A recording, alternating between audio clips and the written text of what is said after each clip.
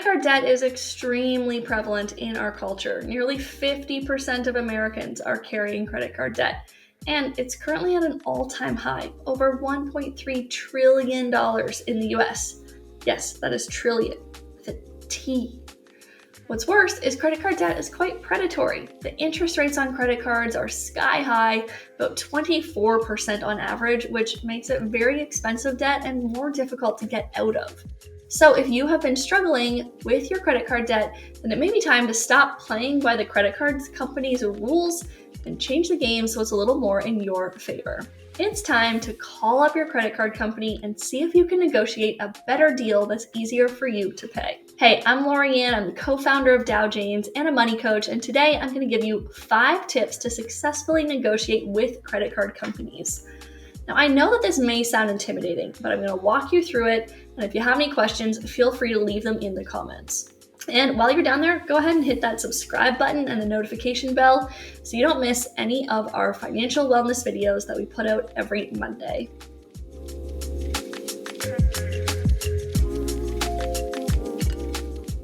Five tips to negotiate with credit card companies. Number 1, understand your situation.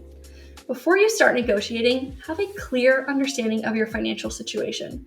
Know how much you owe, know your income and expenses, and any assets that you have.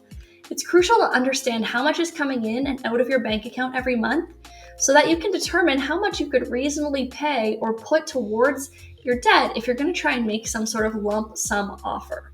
Number 2, communicate early and respectfully. Don't wait until you've missed a payment to contact your creditors. Reach out to them as soon as you anticipate that you might have difficulty making payments. It's kind of like letting your boss know in advance if you're not going to hit the deadline, as opposed to just missing it and not saying anything and waiting for them to reach out to you.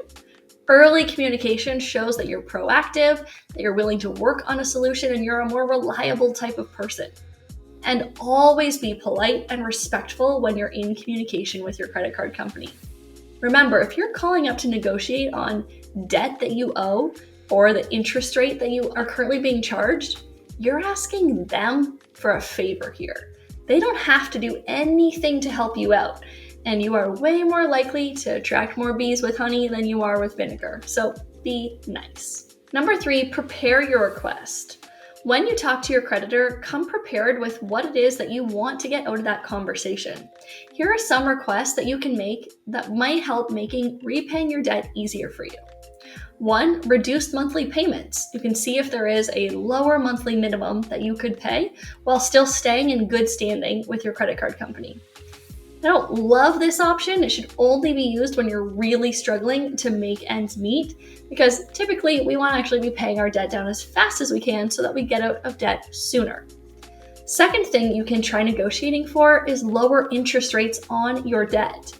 Now, it's not guaranteed to work, but we have had many members inside of our $1 Million a Year program be successful at negotiating a lower interest rate on outstanding credit card debt. Number 3 is what's called a workout agreement. This typically involves lowering or temporarily waiving interest rates. The bank may also be willing to take other steps to make it easier for you to keep up with your debt, including reducing that minimum payment like we talked about, or potentially waiving past late fees on your account. Another thing you could try to ask for is a hardship program. These are also known as hardship plans or assistance programs and are offerings by creditors to help borrowers who are experiencing financial difficulties. These programs are typically designed to provide some temporary relief to borrowers who are struggling to make their payments due to unforeseen circumstances, such as job loss, illness, or other financial hardships. Finally, you could consider asking for a lump sum settlement. This is when you offer to settle your outstanding debt in one big payment that is less than your total balance. So for example, you might owe $4,000 between added up charges, interest, and fees on your credit card, but you call up the bank and ask if they are willing to accept $2,500 to settle the account in full. If the card issuer accepts it, it will forgive the remaining balance. Now, there are 2 potential downsides to be aware of with this lump sum settlement option. One is that they could add a note to your credit report that states the debt was settled for less than the original balance, which could be damaging to your credit score. And 2, you may have to claim that forgiven debt as income on your upcoming tax return and potentially pay taxes on the amount. But if it helps you get out of debt faster and forever, I think those things are worth it. Number 4, call your credit card issuer. Once you're clear on what request you want to make, call up your credit card issuer and ask to speak with the debt settlement, loss mitigation, or hardship department, because a general customer service representative won't have the authority to approve a request like this. Once you're connected with someone who does have the ability to negotiate with you, explain your situation and make your offer. And be polite, but firm. Number 5, document everything. Keep detailed records of all communication you have with creditors, including phone calls, emails, and letters. You want to make sure you keep track of a paper trail of what has been agreed to, so that if there's ever a mistake on the side of the credit card company, this doesn't turn into a frustrating game of he said, she said. If you have a phone call, ask for an email address where you can confirm everything, or if they can send you what you've agreed to in writing. And then after you hang up, summarize the phone call, either by emailing that person directly and asking them to confirm that this is what was said and agreed to, so that you have something in writing, unless they're willing to send it to you themselves. This will help you keep track of any agreements reached. And if you do reach an agreement, this is awesome. Ask for a document on it. You don't have a deal until you have it in writing. Final thoughts here, stay positive. Okay? It can be emotionally challenging for some people to call up and make these kinds of requests.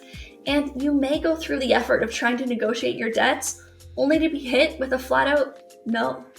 Different banks have different policies on negotiating debts, and based on your financial situation, you may qualify for different opportunities. That's okay. You did the hard thing. You called and you asked. You took the time to see what was possible and if you could better your financial situation. So give yourself a pat on the back for that. And then put it in your calendar to call and ask again in 6 months. Squeaky wheel gets the oil. I'm full of those cliches today. All right. Credit card debt, it can hold you back in so many ways. Not only does it create emotional stress and anxiety, but it also is a barrier to starting to invest and grow your money passively.